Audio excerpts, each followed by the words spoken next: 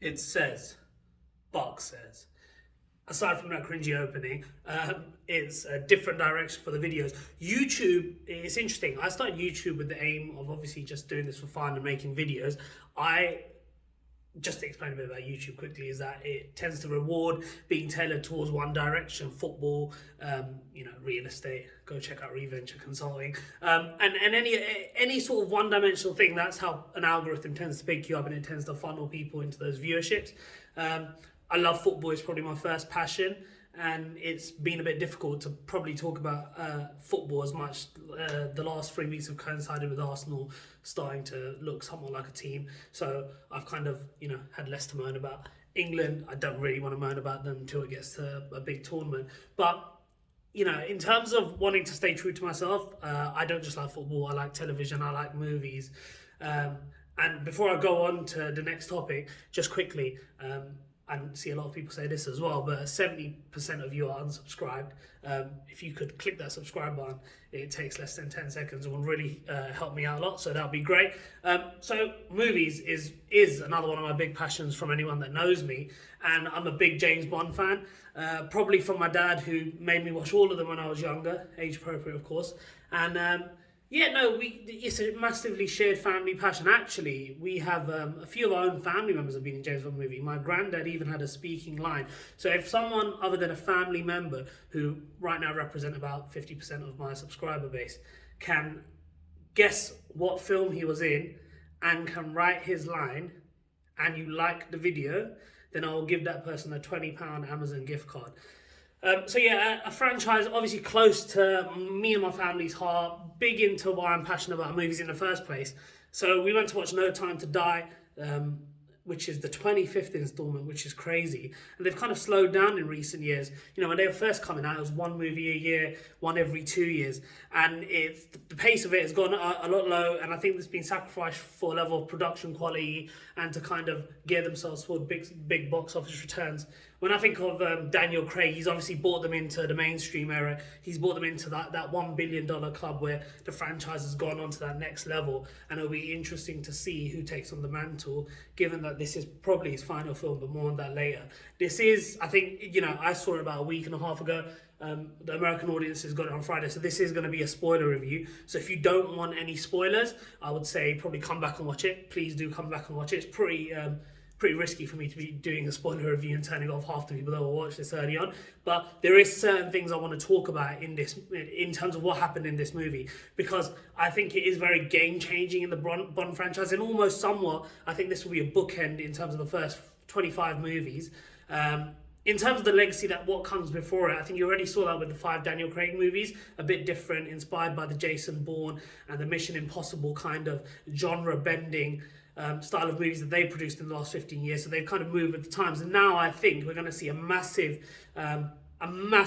tangential shift for the James Bond franchise in terms of what comes next. And I'll get onto that. But obviously, Daniel Craig's done a great job. I think this movie, for me, was a really good movie. I would place it probably in the middle of his range. Actually, I personally would probably say it's number 2. I would go Casino Royale is my favourite movie. I don't really get the hype around Skyfall, but Casino Royale is probably quite possibly my favourite James Bond movie, if not one of my favourite James Bond movies. Sorry, one of my favourite general movies ever. But I would probably place it at 2 or 3. I always flip-flop, but I'd probably say No Time to Die right now sitting at 2. I think they can be rewarded for the bold choices. I think that the action was obviously marvellous, and, everyone that's gone to the movie has seen it and will probably know some of the big things about it, but it did seem like a very book-endish kind of part of his story. So starting off with Casino Royale, which was almost a soft reboot, a la Batman Begins, this has almost felt like a very cohesive narrative to bring us to this point, and we've never really seen that before. They obviously paid big kind of due to the stuff that came before, with some of the portraits of the previous M's and some nods to some of the previous themes, especially We Have All the Time in the World by Louis Armstrong, which is great. You should check that out on Spotify. But that was part of On Her Majesty's Secret Service, and almost the plot of that film is reversed in this movie. You see Bond kind of, this Bond starts off as someone that's kind of willing to do anything for himself, very selfish, very archaic in his way of thinking, and he doesn't have any attachments. And through the narrative with Vesper and everyone else coming along into these movies, he forms attachment, he learns to lose, and it's almost, in terms of how his movies have played out, almost very 5 stages of grief-esque. And in this one, there's very much a sense of acceptance of who he is, and there's a bit more of a calmer demeanor, which he plays very well. I think the bad part of the movie for me was the villain. I think the villain is very weak in his motivations, and I think just from reading some of the online stuff, but behind the scenes tidbits, I think the probably original plotline hit too close to home with the pandemic. It'll be interesting to check ADR. ADR is something that can, they can rerun lines, so they can re-record lines and then place them over the original filming, because it'll be interesting to see if, when they say nanobots, if they ever say it on screens, if you're going to ever see their mouth say nanobots, it'll be interesting, because I believe that it was probably a virus about 2 years ago in the early stages. Once the pandemic hit, it's probably what led to the movie being delayed a few times, and what led to Rami Malek, who, forget Bohemian Rhapsody, like he won an Oscar for that, but he's actually unbelievable in Mr. Robot, which you should also check out. But he is actually a really good actor, and he was so severely underutilized in this. I would say, he was, it wasn't even slapstick, it was menacing, but without any of the kind of I don't know how to explain it, with any of the kind of world building or any of the character development around him. He was menacing for menacing's sake, and I think when people watch this movie, he'll be something they reflect on in terms of what they probably could have done better. I think a lot of people think that he was supposed to be the rebooted version of Dr. No from the first movie. But yeah, I think the pandemic has changed a lot of how they had to approach this movie emotionally, in terms of how it's going to be viewed by the public. I think it was supposed to be a virus that spread through, the world, a la pandemic. But I think they just had to cut out a lot of his story down, a lot of his motivation, to keep the movie kind of box office profitable. And I think what we've seen in these last 5 movies is, with Bond, it's moved with the times, moved with stuff, in terms of its attitude towards women. What we've seen, before, from the first kind of 4 to 5 movies to now, it's an actual massive shift. Like, the strong characters being written, Moneypenny, you've got Lashana Lynch playing the new 007, denoted by the code name. Whether or not she lives up to it, that's up to her. And then you've got people like Paloma in the Cuba sequence. So just quick thoughts on the movie. The opening scene is amazing. It's everything you want from a Bond movie. I think the bits that were good were obviously the opening, anything with Felix, because their Bond shows very well on screen, and the Cuba sequence. So I've heard another backstage tidbit is that Ana de Armas, who I never really got the hype around before this movie, Ana de Armas, she impressed Daniel Craig so much on the set of Knives Out that he wanted to shoe her into the new Bond in any way. And JR, who's a professional wrestling commentator, has this coinage where he says, you need to go out there and you need to maximize your minutes, and Ana de Armas did that. She left a lot to be desired, or to be continued, really. Her part is very short, but it was very impactful, and she did a very good job. I originally thought she might be a bit too goofy, but she did very well with the time she had on screen, and it was very impressive. And going on that point, coming back to the Lashana Lynch point of a new 007, a female 007, I don't think James Bond will ever be a female. I think it'd probably denigrate the fact that cinema has moved on, and actually there's been loads of strong female characters. You look at Black Widow, you look at I can't remember the Charlize Theron movie, I think it was called Atomic maybe, but you look at how many strong female characters are being written. I mean, not probably as many as we need there to be right now, but a lot comparative to what there was. But there's a big tonal shift. I don't think James Bond will ever be female, just because it is James Bond. I think, how they choose next from James Bond is up to them. But I think what they're going to do is, with the Amazon acquisition, they're going to be moving into these big kind of spin-off ones. Everything right now, I've heard there's going to be a Roald Dahl cinematic universe. So, Fantastic Mr. Fox and the witches running at Thanos, whatever. But everything now is world building. What you want to do is you want to get people invested in characters, so they watch everything to do with that world. You drive viewership, you bring everyone together for these big events. And I almost think that with Lashana's addition, with Paloma's addition, who's played by Ana de Armas, with Q, with all those other people, you can almost sense that Amazon are going to take this cash cow and rinse it dry, probably have a few spin-offs based on it. Every YouTube video I watch has talked about Ana de Armas and said, we want a Paloma spin-off. So, the execs will be listening. Especially, she's taking on the Marilyn Monroe biopic. I don't think that's going to do to her, but she's heading on her way to one of the biggest actresses in Hollywood, and if they can cash in on that, they will do. Especially when it satiates that need for someone in the James Bond franchise to be a strong female character, aside from Bond himself, obviously. So, I'll leave the cinematography, which was amazing. I'll leave all that to actual experts. These are things I can appreciate, but probably things I don't have the rigor and the expertise on. Mine is more kind of, I can reflect on the emotional impact the movie maybe had. So obviously the big talking point for everyone and people who have stayed this long for 10 minutes, this is the biggest spoiler. I don't think anything's been too spoilery so far. So if this, I'm giving you a last chance to leave. But they did it. They killed James Bond. I was expecting, it was very Undertaker streak-esque.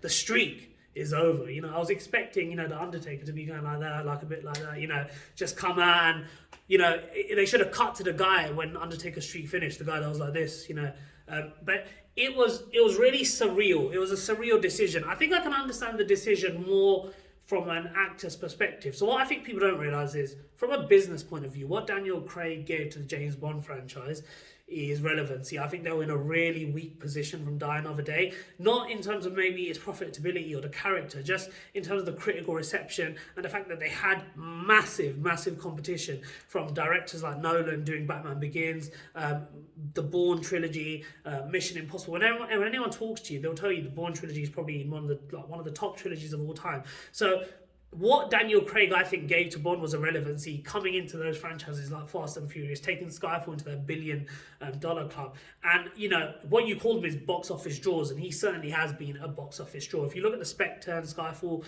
takings at the box office, that's what he is. You look at Knives Out, Netflix paying $450 million for the next 2 movies. He's a massive draw.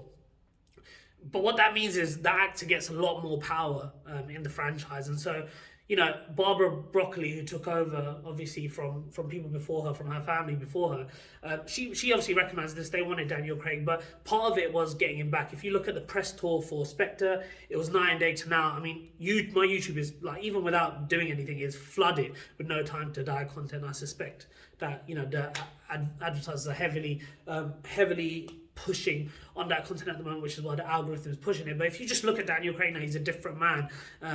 He's much more happier. He's much more at peace. And I think the reason he's at peace is because generally, I think, just like in general human nature, what really gets a lot of people this fear of missing out. And I think by killing off the character, which I think was mainly driven by him, the same way that Harrison Ford, spoiler again, wanted to be killed off in Return of the Jedi, I think he just wanted some finality. And I think more importantly, I don't think he wanted the temptation, because James Bond is a role that is, it's such a supremely iconic role of cinema. I mean, I'm sure it's a blast to play it. The money's not too bad either if you hear about some of the paychecks he's been given. But I think it does obviously take a toll on the body. And there's always these things that can kind of, I don't think he wanted to do another one after Spectre, but I think he was kind of, he was brought back by maybe the script, maybe the promise of a director going on his terms.